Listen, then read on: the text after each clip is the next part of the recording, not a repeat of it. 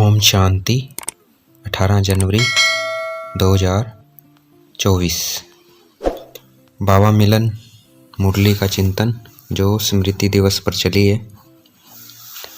बाप दादा से हमें स्नेह है। ये स्नेह की शक्ति जितनी हमारे अंदर है उतना हम सर्वाकर्षण से उपराम है। जितना स्नेह उतना ही हम आगे से आगे बढ़ रहे हैं।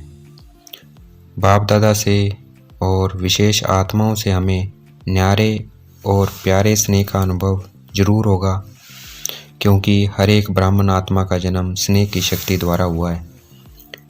ब्राह्मण जन्म की ये स्नेह की शक्ति वरदान बन आगे बढ़ा रही है। स्मृति दिवस सिर्फ ब्रह्मा बाप के स्मृति का दिवस नहीं है, लेकिन बाप दादा ने जो हमें जन्म देते ही आदि से अब तक जो स्मृतियाँ दिलाई है, उन स्मृतियों की माला को याद करना स्मृतियों की बहुत बड़ी माला है। तो उन स्मृतियों को याद करना ये क्या है? स्मृति है, स्मृति दिवस है। सबसे पहले स्मृति कौन सी है? मैं कौन। इस स्मृति ने ही हमें नया जन्म दिया। हमारी वृत्ति दृष्टि स्मृति परिवर्तन कर दी। भक्त भी हमारी इन स्मृतियों की माला सिमरन करते हैं। यह स्मृति आते ही हमें रूहानी खुशी की झलक हमारे नैनों में और मुख में आ जाती है। एक भी स्मृति भी अगर हमें अमृत वेले से कर्मयोगी बनते, अमृत वेले से जब हम कर्म में आते हैं, कर्मयोगी बनते हैं, समय भी बार बार याद रहे, अमृत वेले से लेकर कर्मयोगी बनते तक भी बार बार याद रहे, तो हम स्मृति समर्थ स्वरूप बन जाएंगे। अगर ये स्मृति रहे, हमें कर्म में भी स्मृति रहे कि मैं कौन, क्योंकि जैसी स्मृति वैसी समर्थि अपने आप आती है। इसलिए इसको स्मृति सो समर्थ दिन भी कहते हैं। हम समर्थ आत्माओं को, अन्य चारों ओर की कमज़ोर आत्माओं को अपनी स्मृति से समर्थ बनाना है। ये हम में उमंग होना चाहिए। तो हमारे लिए स्मृति दिवस सदा है। अब हमें शिवरात्रि तक ये विशेष लक्ष्य रखना है कि ज़्यादा से ज़्यादा आत्माओं को अंजलि देनी है, मनसा द्वारा या वाणी द्वारा या संबंध संपर्क द्वारा। किसी भी विधि से संदेश जरूर देना है। हमें अपना उलाना उतारना है कि वो यह ना कहे कि हमें बताया ही नहीं कि भगवान इस धरा पर आए हुए हैं। तो हमें अपना संदेश देना है, मनसा से या वाणी से या संबंध संपर्क द्वारा, किसी भी विधि द्वारा हमें संदेश देना है सभी आत्माओं को। संकल्प शक्ति बहुत बड़ी शक्ति है। हम ब्राह्मण आत्माओं का संकल्प बहुत कुछ कर सकता है। तो हमें अपने श्रेष्ठ संकल्पों का महत्व याद रखना है। इन्हें वेस्ट नहीं करना है, इनका बहुत महत्व है। तो ज़्यादा से ज़्यादा हमें सकाश देनी है, सेवा करनी है। अमृत वेले हम मेजोरिटी बच्चों को ईश्वरीय नशा रहता है। वह नशा हमें कर्मयोग की स्टेज में भी रखना है। जो सुबह सुबह नशा होता है बाबा की याद का, वो हमें कर्म करते हुए भी वो नशा रहना चाहिए, वो याद रहनी चाहिए। कर्म योग है कर्म करते सोल कॉन्शियस और कर्म कॉन्शियस दोनों रहना, कि मैं आत्मा इस शरीर द्वारा ये कर्म कर रही हूँ। मैं करणहार हूँ। कराने वाला कौन है? करावनहार कौन है? शिव बाबा है। मुझे आत्मा से कर्म करा रहे हैं। मैं आत्मा फरिश्ता बन के कार्य कर रही हूँ। फरिश्ता बनकर इस साकार शरीर से कार्य करवा रही हूँ।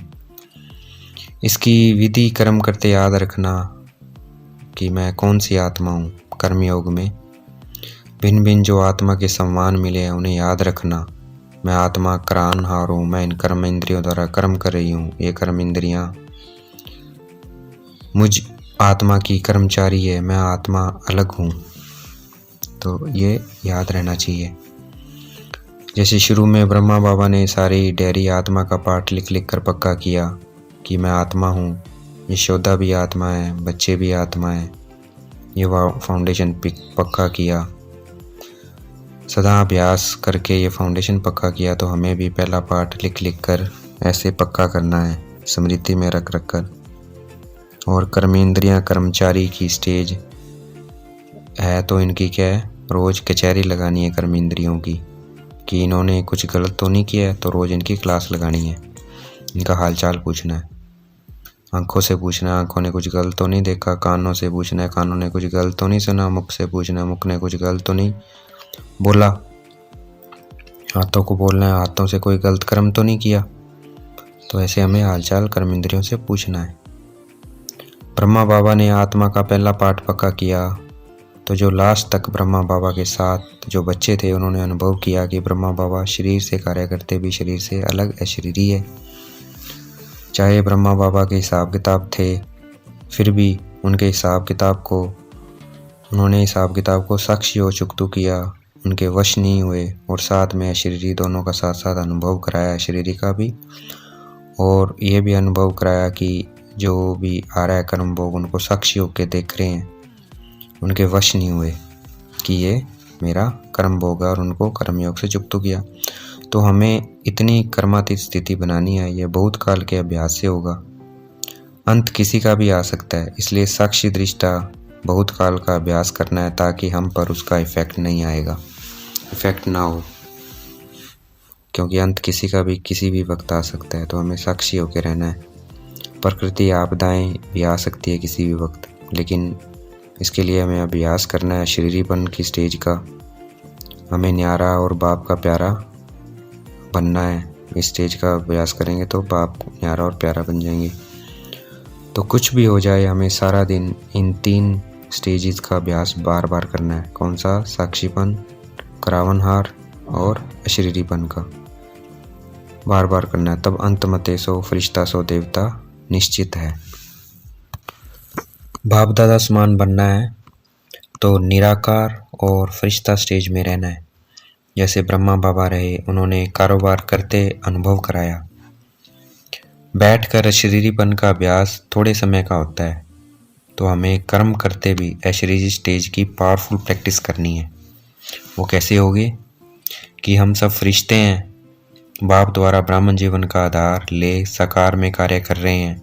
फरिश्ता देखना है अपने को, तो फरिश्ता अर्थात देह में रहते देह से न्यारा। जैसे ब्रह्मा बाबा ने करके दिखाया, वैसे तो हमें ज़्यादा से ज़्यादा अशरीरी स्टेज का अर्थात फरिश्ता का अभ्यास करना है। बाप दादा से प्यार है तो हमें उनके समान बनना ही है। कोई मुश्किल नहीं है, बस बार बार अटेंशन रखनी है। मैं बाप दादा से आज स्मृति दिवस पर वरदान हमें बाप दादा से आज स्मृति दिवस पर वरदान मिल गया है। हमें बस इसे प्रैक्टिकल में लेकर आना है। बाप समान बनने का वरदान मिल गया, हमें बस इसे प्रैक्टिकल में लेके आना है। अभी से जीवन में रहते हमें मुक्ति जीवन मुक्ति का अनुभव बहुत काल करना है। अभी से जीवन में रहते हमें मुक्ति जीवन मुक्ति का अनुभव बहुत काल करना है। तो क्योंकि तभी तो फिर जाएंगे ना मुक्ति जीवन मुक्ति में। अभी अभ्यास होगा तब जाएंगे वहाँ। अच्छा, ओम शांति। शुक्रिया मेरे बाबा, शुक्रिया।